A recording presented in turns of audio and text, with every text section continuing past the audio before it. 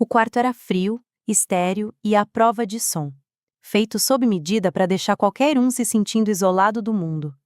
Do outro lado da mesa de aço estava minha irmã, Carla. A mulher que sempre teve que ser o centro das atenções agora parecia só um borrão de maquiagem borrada e lágrimas secas, observada por dois policiais militares que mal piscavam. Ela tentou me encarar, procurando algum resquício daquela irmã mais nova que ela costumava defender. Só que eu só ofereci silêncio. A porta abriu com um chiado metálico e meu comandante, o coronel Menezes, entrou. Um sujeito que levava a palavra disciplina tão a sério quanto gente que separa o feijão do arroz no prato. Ele valorizava a competência, onde minha própria família só enxergava um passatempo. Ele colocou uma pasta fina sobre a mesa. O estalo ecoou pelo ambiente gelado. Ele sequer olhou para Carla. Seu olhar, afiado como bisturi, estava fixo em mim. Especialista Santana, começou ele com aquela voz seca de quem não tem tempo nem para tossir. A contra-inteligência precisa da sua avaliação oficial. Essa pessoa aqui é uma ameaça, uma cúmplice consciente ou só uma idiota útil? Cada palavra parecia uma marretada na mesa. E eu vi bem ali o momento em que a ficha caiu nos olhos da Carla. Ela finalmente entendeu que quem estava no banco dos réus era ela. 30 minutos antes eu estava sorrindo. E olha que sorrir não era comum no Centro Integrado de Inteligência Militar, CIIM, de São Paulo. Uma sala de correspondência de alta segurança tá longe de ser lugar de festa. Mas aniversário é aniversário e um pacote bonito muda qualquer coisa. Meus colegas deram risada quando o atendente me entregou a caixa. Era linda, toda embrulhada em papel cintilante, bem a cara da Carla. Estendi a mão para pegar, sentindo aquele calorzinho bobo no peito, aquele que a gente sente quando lembra que alguém pensou na gente. Mas aí, do nada, caiu uma sombra sobre o pacote. Era o coronel Menezes. A leveza usual dele tinha sumido. No lugar, uma carranca que dava calafrio até em poste de luz. Afaste-se, Santana, ordenou ele com a voz firme, cortando o ar como navalha. Eu congelei. Senhor? Perguntei sem entender. Ele não respondeu, só apontou com um dedo firme para a etiqueta de envio. Seguiu o olhar. E o calor que estava no meu peito virou gelo. Ali, escrito com a letra bolhuda da minha irmã, estava o bilhete que detonaria a minha vida. Da sua espiazinha favorita. Era uma piada interna, uma provocação repetida durante anos, meio debochada. Carla achava hilário me chamar assim desde que soube que eu tinha passado no concurso do Exército. Ela sempre achou que eu vivia empilhando papel em algum canto esquecido da burocracia militar. Ela não fazia ideia de que aquela frase fazia parte de uma lista de expressões monitoradas pela ABIN, Agência Brasileira de Inteligência. Era literalmente um gatilho de alerta, código de ativação de células adormecidas.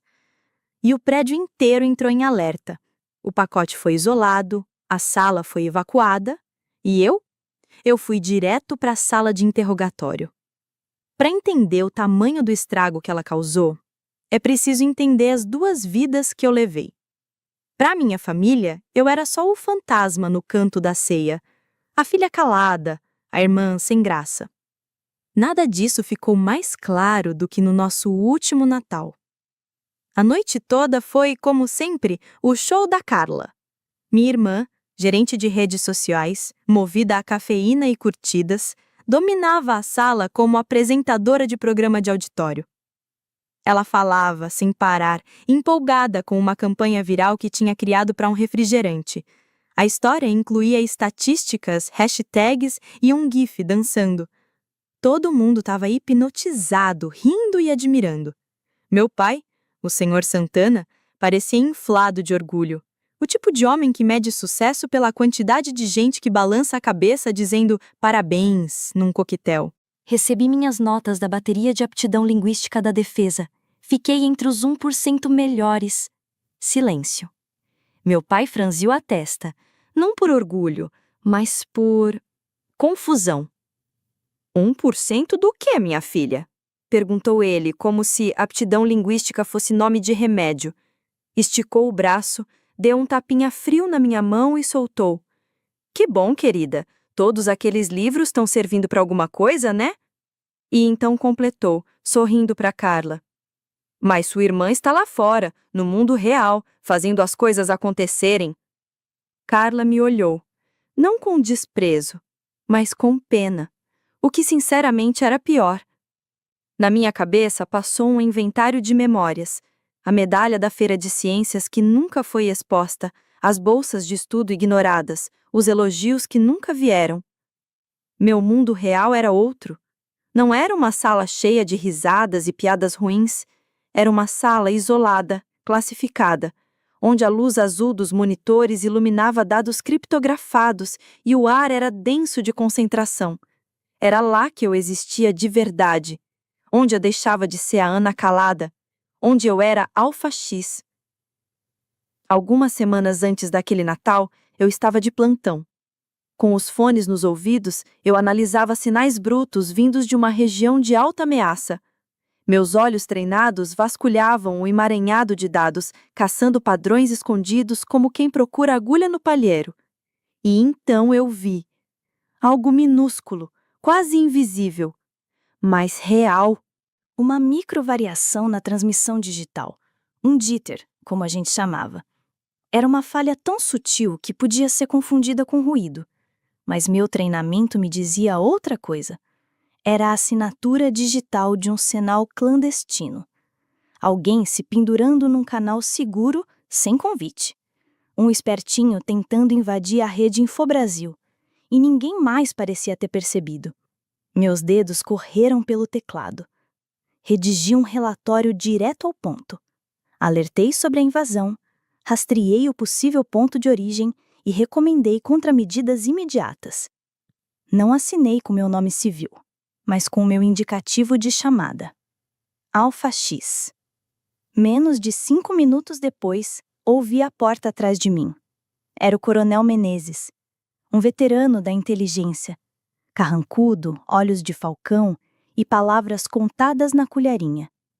Ele segurava o tablet lendo meu relatório com aquela cara de quem já viu de tudo. Quando terminou, olhou para mim com um brilho nos olhos que dizia mais do que qualquer tapinha nas costas.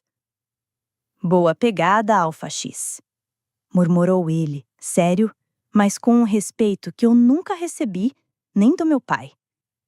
Você acabou de impedir uma violação catastrófica na rede Infobrasil. Ele não me chamou de minha filha, nem veio com aquele parabéns, querida. Me chamou pelo meu nome de guerra que eu conquistei, reconhecendo que eu tinha acabado de proteger milhares de vidas. Naquele cubículo congelante, eu me senti verdadeiramente vista.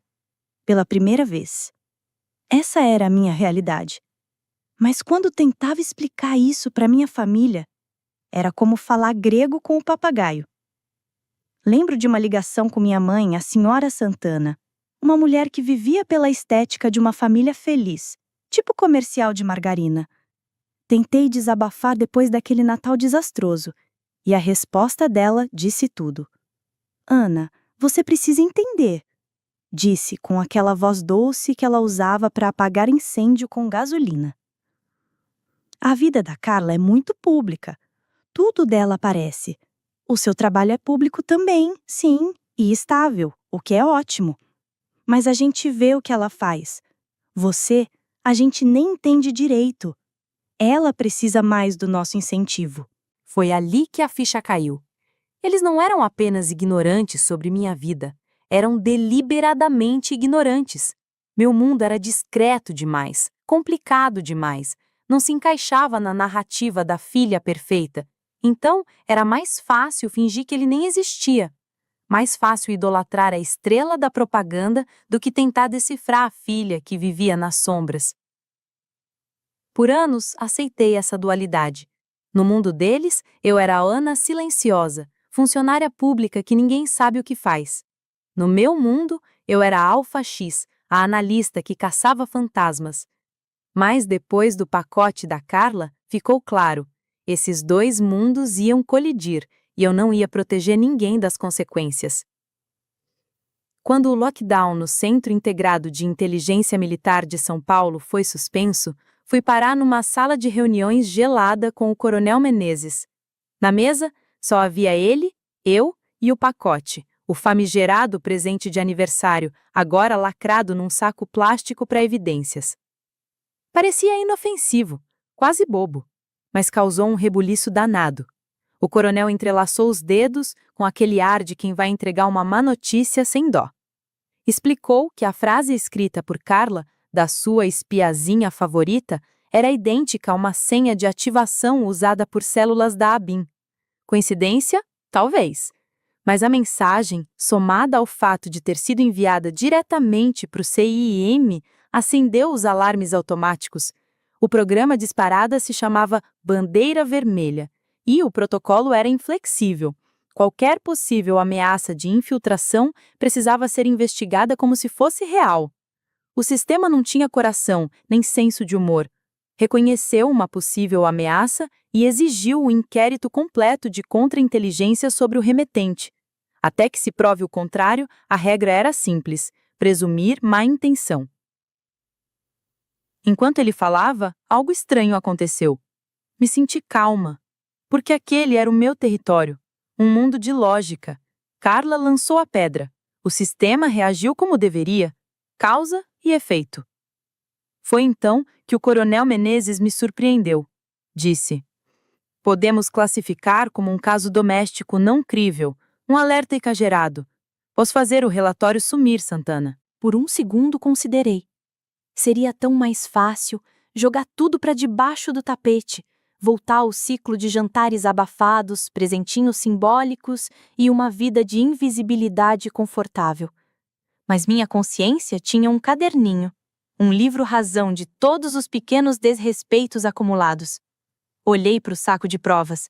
A caligrafia descuidada da minha irmã estava ali, com aquela frase debochada. Aquilo não era vingança, era justiça. Pela primeira vez, ela sentiria o peso de viver num mundo real, onde atitudes têm consequências. Não, senhor, respondi com firmeza, sem mostrar o furacão dentro de mim. O protocolo foi corretamente acionado com base nos dados. Ele deve ser seguido até o fim. Meu vínculo com o remetente é irrelevante. O coronel Menezes assentiu, sombrio, mas respeitoso. Sabia que eu estava fazendo o que era certo, e mais difícil. Minha nova tarefa era abrir a investigação preliminar sobre o remetente. Sentei diante de um terminal seguro. A tela me banhava com uma luz azulada. Comecei a digitar. Carla Santana, endereço residencial em Moema, cargo de destaque no setor de marketing de uma multinacional de cosméticos. Depois, fui para onde a verdade escorre mais fácil: as redes sociais. A mesma vitrine onde ela exibia sua vida perfeita agora seria minha fonte de informação. Cataloguei cada postagem em que ela se referia a mim em tom de piada como sua espiãzinha favorita. Cada foto em que me marcou nas proximidades do CEIM. Eu não estava inventando nada. Estava apenas alimentando o sistema com as próprias palavras dela, sua pegada digital. Era uma máquina que analisaria tudo, sem afeto, sem parentesco, sem perdão. Cada postagem arrogante, cada piadinha condescendente, cada selfie compartilhada sem noção virou um dado oficial em uma investigação de contra-inteligência. A polícia militar foi acionada. Carla estava prestes a descobrir que no meu mundo não se deleta um comentário e sai impune. Não há botão de editar legenda. Ela foi conduzida por 2 PMs até a sala de interrogatório 3. Eu a observava da sala de vigilância ao lado, separadas apenas por um vidro espelhado. De um lado, a fantasia cor-de-rosa de que tudo era um mal-entendido. Do outro, o país real e as leis que o regem. A sala era uma caixa cinza sem alma, projetada para não oferecer conforto nem distração. Carla entrou ainda vestindo os últimos fiapos da sua valentia performática. Ela estava acostumada a ambientes que se moldavam à sua energia. Mas ali, O espaço absorvia sua indignação como uma esponja e não devolvia nem eco. Os 2 policiais saíram. A porta pesada fechou com um clique seco. Ela ficou sozinha, cercada de silêncio. Um silêncio que grita. Quase pude ouvir os pensamentos dela. Isso tudo é um engano. Ana deve ter feito alguma besteira. Me trouxeram aqui por engano. Ela andava em círculos, ensaiando o discurso que usaria com o chefe da repartição. Ironicamente, planejava ameaçar com o advogado, com processo, com o nome do nosso pai. Acreditava ainda estar no controle, como se a confiança e o gogó alto ainda valessem alguma coisa ali dentro. Mas ela não fazia a ideia de que agora ela era apenas uma visitante num país estrangeiro. E eu era quem escrevia a Constituição. A porta se abriu e o coronel Menezes entrou. Não sentou. Ficou de pé, com a coluna ereta, segurando um tablet como quem segura uma pistola. Carla Santana, afirmou, sem rodeios. Você é a remetente de um pacote que acionou um alerta de segurança de nível 4 nesta instalação. Ela soltou uma risada curta, um som deslocado na sala muda. Um alerta de segurança? Por um presente de aniversário? Que absurdo! Mas o coronel sequer piscou. Continuou, sem dar espaço para o deboche. O pacote continha uma frase de ativação usada por células hostis infiltradas e foi endereçado diretamente a uma área protegida da inteligência nacional. Uma senha, ela gaguejou, agora menos certa de sua comédia. É só uma brincadeira idiota. A gente fala isso há anos. Pergunta para Ana. Mas ele ignorou o apelo. Sua voz ficou ainda mais grave. Nosso único foco neste momento é apurar os seus motivos. Precisamos saber se você foi coagida, comprometida ou se agiu de forma deliberada ao tentar contatar um recurso protegido da inteligência militar. Coagida, comprometida, intenção deliberada. As palavras pairaram no ar como sentenças. Carla empalideceu. Essa era a linguagem do crime de Estado, não de uma briguinha entre irmãs. Ela já começava a ensaiar mais um discurso quando a porta se abriu de novo. E eu entrei.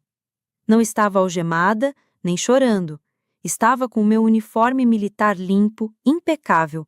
Faixas alinhadas, patente visível. Uma pasta azul de capa dura na mão, com o selo vermelho de confidencial. Fechei a porta atrás de mim e caminhei até o lado do coronel Menezes. Não olhei para minha irmã. Dirigi-me apenas ao meu superior. Senhor, concluí a avaliação preliminar da ameaça representada pelo indivíduo. Indivíduo. Não disse minha irmã, nem Carla. Apenas o termo técnico. Indivíduo. Ela ficou estática, com a boca entreaberta, como se não estivesse entendendo nada. Alternava o olhar entre mim e o coronel, vendo, pela primeira vez na vida, a mulher por trás da sombra. Então, virei-me e encarei seus olhos. Os meus estavam frios como o azulejo daquela sala. A frase escrita no bilhete, comecei com um tom metódico, é usada como senha de ativação por uma célula adormecida da ABIN que está sob investigação há 18 meses. É um código para indicar que um ativo foi comprometido. Parei. Deixei a informação afundar como uma âncora no peito dela. Seu pacote, enviado para essa caixa postal específica, nesse momento específico, comprometeu uma operação em andamento. 3 agentes infiltrados tiveram que ser removidos às pressas. Você quase arruinou tudo. Vi quando o rosto dela se contraiu. A ficha caiu com um baque seco. Aquilo não era exagero. Era real. Mas o golpe final ainda estava por vir. O coronel deu um passo à frente. Com frieza cirúrgica, disse: Sua irmã, Carla, não é escriturária. Ela piscou. O mundo começou a se desmontar ao redor. Ela é oficial de carreira, especialista em inteligência de sinais. Seu indicativo operacional é Alpha X. Ela é a analista-chefe da divisão de contra-inteligência responsável por este caso. Ele ergueu o tablet e mostrou a tela. Foi ela mesma quem assinou o relatório oficial de abertura da investigação contra você, como manda o protocolo. Pronto. Foi ali que eu vi. 20 anos de arrogância evaporaram do rosto da minha irmã, substituídos por um espanto absoluto. Ela finalmente me viu de verdade. Não a Ana calada, a nerdinha esquisita, mas a Alpha X, uma operadora de alto nível. Alguém com o poder de virar a vida dela do avesso com uma simples assinatura digital. Todos os segredos, as noites viradas, o trabalho invisível, tudo se encaixou num estalo brutal que implodiu sua visão de mundo. Ela passou a vida inteira me fazendo sentir pequena. No fim das contas, bastaram 2 palavras, Alpha X, para mostrar a ela o quão vasto e complexo meu mundo realmente era. 6 horas depois, a porta da sala de interrogatório se abriu e Carla saiu. Era um fantasma da mulher que entrara ali. Sua valentia tinha evaporado. O rosto estava pálido e inchado, e em sua mão ela segurava cópias dos documentos que fora obrigada a assinar. Uma carta de segurança nacional e um acordo de confidencialidade que a comprometiam legalmente ao silêncio pelo resto da vida. Ela não era mais apenas Carla Santana, a gerente de mídias sociais. Agora, era uma pessoa com um arquivo oficial permanente. Alguém que havia sido formalmente advertida pelo governo. Vi-a no corredor, enquanto conversava com outros 2 analistas.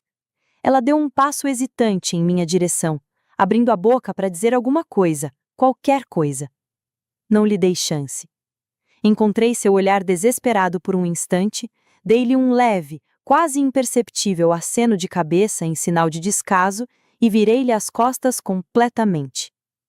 Um dos colegas apontava para um diagrama num tablet, pedindo minha opinião sobre uma nova situação em desenvolvimento.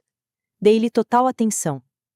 Nos afastamos, as vozes reduzidas a murmúrios sobre parâmetros de missão e segurança operacional, deixando Carla sozinha no longo e estéril corredor.